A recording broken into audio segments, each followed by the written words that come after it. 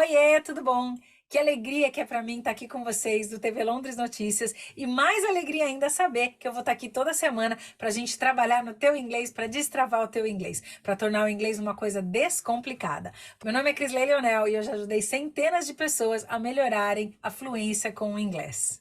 E aí, quando a gente melhora a fluência do inglês, a gente também melhora todas as oportunidades da nossa vida, sejam profissionais, sejam oportunidades pessoais. Realmente o inglês nos ajuda a ver novos horizontes. Eu estudo inglês desde os meus 7 anos de idade. E apesar de eu ter começado muito pequena, eu não sou nativa do idioma. Por quê? Porque eu aprendi o inglês depois que eu fui alfabetizada na minha língua materna, que é o português. Quando eu estava lá com meus 13, 14 anos, eu já ajudava as minhas colegas que às vezes precisavam de nota a passarem de ano. Essa paixão pelo inglês me trouxe uma oportunidade de, quando eu estava lá com meus 20 e poucos anos, de vir morar aqui na Inglaterra através de um intercâmbio. Pois é, nem tudo são flores. Quando eu cheguei aqui em Londres, achando que eu estava arrasando com o meu inglês, me fizeram aquele teste de placement, sabe aquele famoso? E eu caí no Lower Intermediate. O Lower Intermediate, para quem já estudou inglês, é um acima do básico. E aquilo me deixou muito frustrada, porque eu percebi que o meu inglês era bom lá no Brasil, mas que se eu tivesse que me comunicar com pessoas de várias nacionalidades do mundo, eu ainda tinha uma grande dificuldade. E eu lembro que teve um professor que super me desafiou. Eu, muito brava, né, de ter caído no Lower Intermediate, fui lá perguntar para ele. Eu fui lá até questionar. Nossa, mas no Brasil, o meu inglês já é avançado. E ele falou assim para mim, mas onde você estudou inglês? E eu falei, né, o nome da escola, e ele bateu aqui no meu ombro e ele falou assim, olha, quando você tiver um Cambridge, a gente conversa. Bom, esse desafio me ajudou a correr atrás do meu inglês. E aí eu acabei estudando muito para ter um inglês melhor, até que eu cheguei na proficiência do inglês. Depois de tanto tempo estudando inglês, eu resolvi me dar ainda mais uma oportunidade. Eu resolvi fazer um curso para pessoas que queriam se especializar em ensino de inglês como segunda língua. Nessa altura, eu estava grávida da minha primeira filha e eu pensei, poxa, o inglês pode me ajudar, né? Pode ser um complemento aí da renda, a gente vai precisar de mais dinheiro e o inglês sempre ajuda nessas horas, né? Eu estava pensando em voltar para o Brasil para ficar um tempo lá com os meus pais e quando eu voltei, a minha ideia era ter o inglês assim como um side hustle ou assim uma renda complementar, sabe? Só que para minha surpresa, quando a minha filha estava com 2 anos e 6 meses e o meu bebê estava com 6 meses, o meu segundo filho, eu decidi voltar para o mercado de trabalho depois da licença maternidade e ali veio uma grande frustração. Eu participei de alguns processos seletivos no Brasil e infelizmente não me contratavam. E eu não entendia por quê, porque eu tinha um currículo internacional, eu falava inglês, eu tinha trabalhado em empresas muito boas a minha vida inteira, mas eu não conseguia entender por que não estavam me chamando para as vagas. Porque toda hora, na hora que chegava naquela pergunta, tem filhos?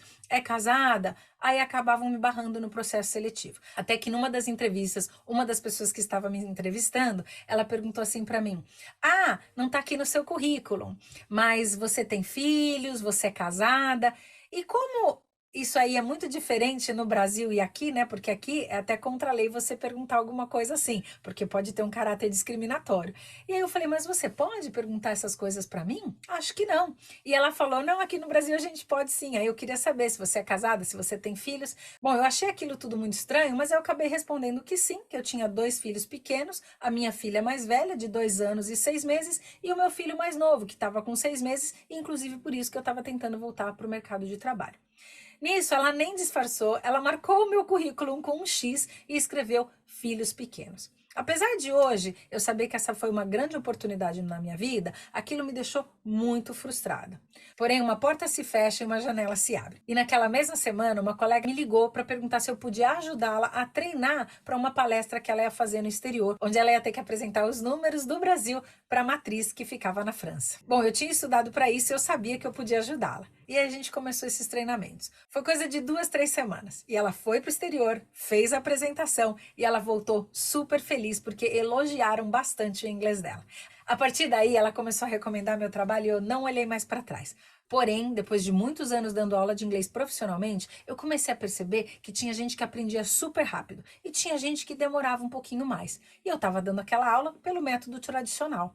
E nesse momento, eu comecei a estudar ainda mais profundamente a linguística e o que as emoções, os sentimentos, as sensações têm a ver com o aprendizado do inglês. E aí eu fui fazer uma formação em programação neurolinguística para entender como é que as pessoas poderiam aprender melhor e mais rápido. Eu continuei utilizando os métodos tradicionais, mas aí eu adicionei a programação neurolinguística ao meu modo de ensinar. E aí eu não parei por aí. Eu fui estudar coaching, eu fui estudar psicologia positiva e fui estudar hipnose para poder ajudar as pessoas a destravarem de verdade na hora de falar inglês. E é por isso que eu tô aqui hoje, para compartilhar essas mais de 20 mil horas ajudando profissionais, ajudando pessoas a melhorarem as suas vidas através do inglês. E eu tenho certeza que eu posso ajudar você também. Bom, eu já falei demais de mim e a gente tá aqui para melhorar o seu inglês. Então bora lá, nós vamos começar do começo, né? E saber como é que a gente faz para aprender inglês de uma maneira mais rápida, mais objetiva e mais focada. E hoje eu vou falar do primeiro princípio, que são as Golden Rules. Bom, existem 4 pilares básicos na hora da gente pensar em inglês. Os 4 pilares básicos não são novidades para ninguém. O primeiro deles é o listening, o segundo é o speaking, o terceiro é o reading e o último é o writing. Bom, todo mundo que já tentou estudar inglês sabe da existência desses pilares, não é mesmo? Pois é, mas existe a regra de ouro para você aprender. E a regra de ouro é você utilizar esses pilares nessa ordem. E por que precisa ser nessa ordem? Talvez você não se lembre, mas quando você aprendeu a falar a sua língua materna, foi assim que você aprendeu. Então vamos pensar como é que foi que a gente aprendeu a nossa língua materna. Muito provavelmente você não vai lembrar como é que foi que você aprendeu a sua língua materna. Então, a gente vai fazer uma recapitulação. Quando você era bebezinho, lá no útero da sua mãe, um embrião, a partir dos 3 meses de gestação, você já estava com o aparelho auditivo formado e você começou a ouvir sons e a voz da sua mãe. E você ainda não identificava aquilo como palavras, mas você sabia que existia ali algum som, algum barulho, né? Quando você nasce, você começa a perceber que aquele barulho, aqueles sons, eles são repetitivos, são sons parecidos, né? E você começa a prestar mais atenção na linguagem. E o que nos diferencia dos animais, exatamente, é o nosso poder de usar as palavras para nos comunicarmos. Mas antes da gente usar as palavras, a gente usa a linguagem corporal, a gente usa o tom da nossa voz, a cor da nossa voz. Porque a criança, ela já comunica, apesar dela não falar ainda. Só que a gente, quando tá lá pequenininho, a gente vai ouvindo e a gente se comunica através do choro, através da birra, através de uma cara feia ou uma cara alegre, né?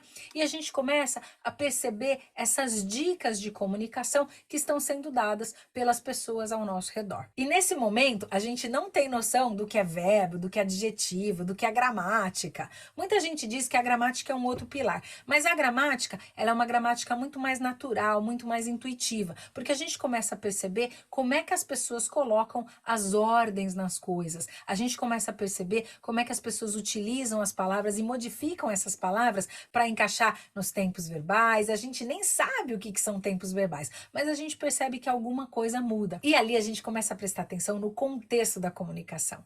Quer dizer, eu começo a perceber se uma palavra ela tem uma conotação mais negativa, uma conotação mais positiva. Eu começo a perceber como é que a minha mãe ou as pessoas que estão ao meu redor usam as palavras para falar das outras pessoas.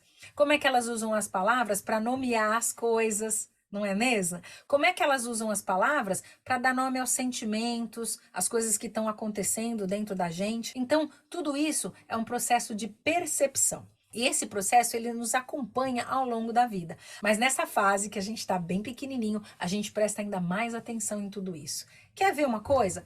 Você já teve a oportunidade de estar perto de uma criança e você está conversando ali com um adulto e a criança está ali, quietinha, quietinha, quietinha, quietinha. De repente, a criança solta uma frase para mostrar que estava prestando atenção em toda aquela conversa?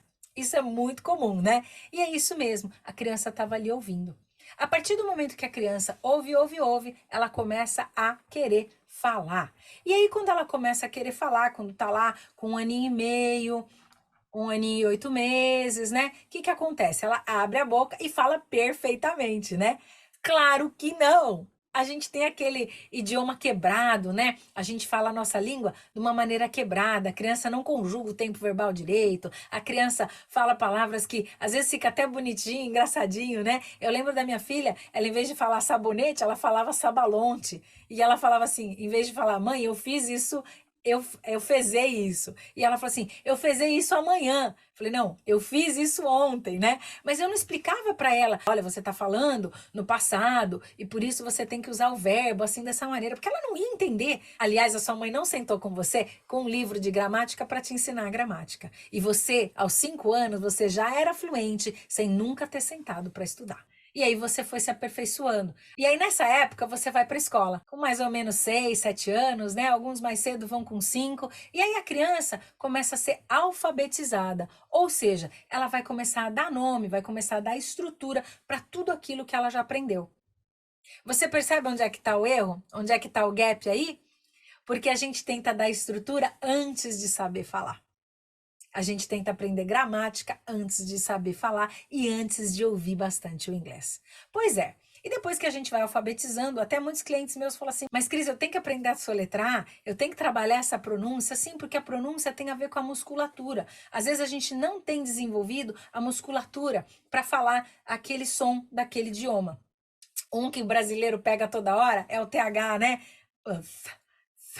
Olha que coisa, muita gente tem dificuldade nesse aí, né? Por quê? Porque é diferente do português. Bom, aí depois que a gente já sabe um pouco das regras, aí a gente vai começar a escrever. E é onde a gente começa a dar o nosso input criativo. Lembrando que a fala e a escrita tem que ter o nosso input criativo. Então, esses são processos ativos do nosso vocabulário. E os processos passivos acontecem quando a gente está ouvindo ou quando a gente está lendo, porque a gente não precisa dar o nosso input. A gente está recebendo input que foi gerado por outras pessoas, que foi criado por outras pessoas. Bom, essas são as Golden Rules. É como você vai aperfeiçoar o seu listening, o seu speaking, o seu reading e o seu writing. E por trás de todos esses pilares existe a gramática, então a gente vai precisar entender de gramática também. Mas a gramática da língua inglesa, ela é até muito mais simples do que a da língua portuguesa. Por isso, aliás, que o inglês foi escolhido como o idioma mundial. É um idioma mais fácil da gente aprender. Cris, tem certeza do que você está falando? Tenho sim. E ainda tem mais uma coisa. Para quem fala alguma língua proveniente do latim, a gente ainda tem mais facilidade. Por quê? Porque, segundo os linguistas, 40% do inglês vem do latim. Tem gente que diz que é até mais, mas vamos ficar nos 40%. Então, imagina que você praticamente já sabe 40% de tudo aquilo que existe em inglês. É muita coisa, né? É muita coisa. E nesse momento, eu quero que você tenha uma visão mais otimista para descomplicar o seu inglês. Na próxima semana, eu vou falar para você sobre o Roadmap. Nesse Roadmap, eu apresento para você a minha metodologia, a metodologia Ocudus Academy, para facilitar o teu aprendizado de inglês. E você vai ver que tem coisas ali que fazem muito sentido. Até porque, quando a gente vai falar um idioma, a gente tem que sentir aquele idioma, não é isso? Não adianta a gente decorar o inglês. A gente tem que transformar essa linguística, essa linguagem, em memória de longa duração. Então, a gente tem que passar de memória de curta duração, que é aquela coisa que você decora para a prova, para uma memória de longa duração. É aquela coisa do a gente sentir quando está falando inglês, a gente ser eloquente, a gente ter aquela fluência, a gente conseguir expressar todo o nosso ser. Porque as palavras, elas servem para isso, para traduzir quem nós somos. Bom, e é isso. Por hoje eu vou ficando por aqui com as Golden Rules e na semana que vem eu venho com o Roadmap. Então, bora lá, vamos conectar. Toda semana eu tô aqui no programa Ocudus Inglês para Brasileiros, aqui na TV Londres Notícias. O mundo passa por aqui.